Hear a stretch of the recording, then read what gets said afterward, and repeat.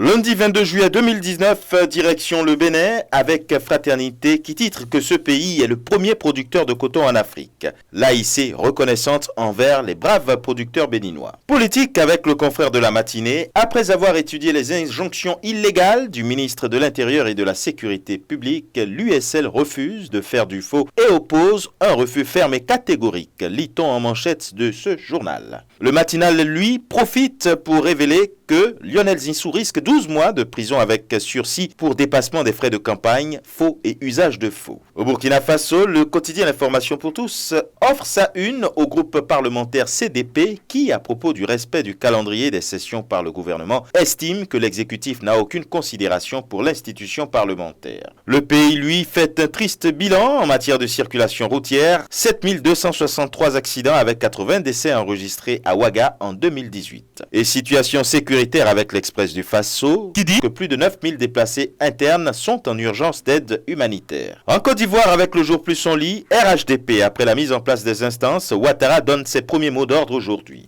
RHDP également en manchette du Nouveau Réveil, hold-up sur la commission électorale indépendante présidentielle 2020, politique nationale, l'opposition se dresse contre le régime RHDP. Au Cameroun, avec mutation, RDPC Ouest, confession de foi, alors que rien ne l'y obligeait, l'élite de cette région a tenu à dire samedi qu'elle ne complote pas contre le pouvoir. Avec Cameroun Tribune, il est question de l'appel au respect des institutions, la mobilisation générale, titre le journal. L'œil du Sahel, lui, a vu, à Ngawendere, des ordinateurs de Paul Biya volés à l'université. Au Mali, avec le Républicain, il est question d'hélicoptères maliens cloués au sol. Airbus interpellé pour faire la lumière sur un énième scandale au sommet de l'État. Au Togo, Liberté parle de violation de l'embargo de l'ONU contre la Corée du Nord. Le Togo impliqué dans un trafic de véhicules de luxe au profit de Kim Jong-un. De possibles représailles contre le pays, entrevoit le journal. Togo Matin, lui, s'intéresse plutôt à la nouvelle session d'indemnisation de victimes. Le HCR veut clore le chapitre des victimes de 2005.